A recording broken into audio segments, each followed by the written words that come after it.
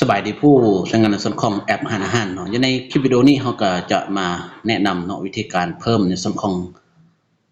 รายการอาหารและเครื่องดื่มเนาะตัวอย่างว่ารายการพวกนี้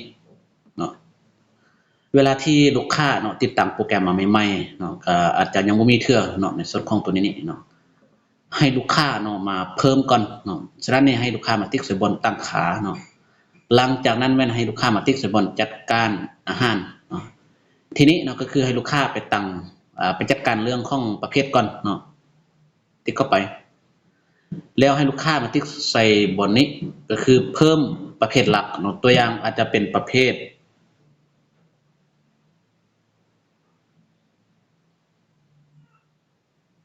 ประเภทหลักจำสิเนาะแล้ววันนี้ให้ลูกค้าเนาะมาติ๊กใส่บนยืนยันแล้วถ้ากรณีที่มีประเภทเติมเนาะก็คือให้เพิ่มใส่บนนี้เลยเนาะประเภทต้มจำสิเนาะกดยืนยันแล้วเราก็จะได้เป็นประเภทตัวนี้ขึ้นมาเนาะให้ลูกค้าเนาะมาติ๊กใส่บนเพิ่มเมนูอาหารเนาะหลังจากนั้นแม่นให้ลูกค้ามาติ๊กใส่บนเพิ่มเมนูเนาะหลังจากนั้นแม่นเราจะเจอหน้าต่างตัวนี้เนาะหน้าต่างตัวนี้กรณีที่ลูกค้าต้องการอยากใส่รูปเนาะก็คือให้เลือกรูปตัวนี้เข้าไปเนาะแล้วก็ไปเลือกเอารูปในกรณีที่ลูกค้ายังบ่ได้มีรูปเทื่อเนาะก็คือให้ลูกค้าไปดาวน์โหลดเอาอยู่ในGoogle เนาะตัวอย่างว่าเราจะพิมพ์ดาวน์โหลดเนาะเราจะเอาประเภทข้าวผัด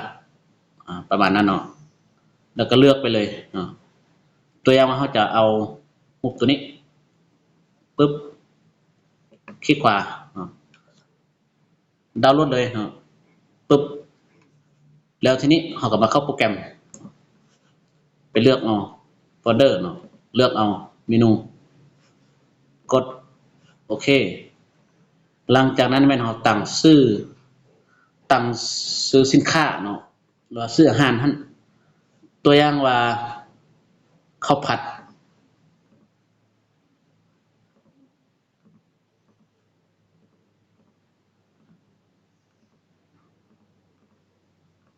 ทะเลรวม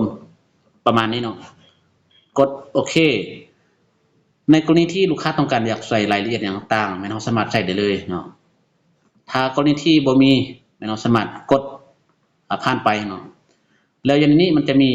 สถานะเนาะคำว่าขายหรือบ่ขายในกรณีที่สินค้าตัวนี้เราจะขายปกติมันให้ติ๊กเลือกตัวนี้เนาะในกรณีที่สินค้าตัวนี้หมดเนาะก็คือเราจะบ่ต้องการให้ระบบมันขายได้ก็คือเราติ๊กใส่บ่ขายเนาะแล้ววันนี้ให้ลูกค้ามาตั้งราคาเนาะตัวอย่าง15,000กีบเนาะแล้วรายการตัวนี้มีโปรโมชั่นบ่เนาะถ้าว่ากรณีที่มีก็คือให้ติ๊กใส่บนนี้การที่เราจะตั้งโปรโมชั่นเนาะก็คือเราสามารถตั้งแบบเป็นกีบแล้วก็เป็นเปอร์เซ็นต์ได้เนาะถ้าว่าบ่มีเราก็สามารถปิดได้เลยเนาะแล้วก็ตัวนี้เรามาตั้งเกี่ยวกับการกำหนดในส่วนของสินค้าประเภทสินค้าเนาะตัวอย่างว่ารายการตัวนี้จัดอยู่ในประเภทตัวใดจัดอยู่ในประเภทอาหารเนาะก็คือให้เลือกอาหารถ้ากรณีที่ว่ามีการออเดอร์เข้าครัวสินค้าตัวนี้เวลาที่เราออเดอร์แล้วมันก็จะเลื่อนไปหาห้องครัวเนาะถ้าลูกค้าเลือกเครื่องดื่มเนาะถ้าว่ามีการออเดอร์ประเภทน้ำดื่มเบียร์ลาวเป๊ปซี่ต่างๆมันก็จะเลื่อนไปหาแคชเชียร์เนาะนั่นเองถ้าสินค้าตัวใดที่เราต้องการอยากให้มันออเดอร์เข้าครัวเนาะก็คือให้เลือกเป็นประเภทอาหารเนาะหลังจากนั้นแม่นให้ลูกค้ากดยืนยันอีกทีนึงเนาะ หลังจากนั้นถ้าว่ามีสินค้าต่อไปก็คือให้เฮ็ดตามนั้นเลยเนาะก็คือเลือกรูปภาพใส่ซื้อสินค้าหลังจากที่ใส่ซื้อสินค้าแล้วเนาะก็คือให้มาตั้งราคาเนาะแล้วก็เลือกประเภทตัวนี้เนาะหลังจากนั้นแม่นเขากดออกจากระบบเนาะทีนี้เขาจะมาขายสินค้าเนาะก็คือให้คลิกใส่บนสั่งอาหารเลือก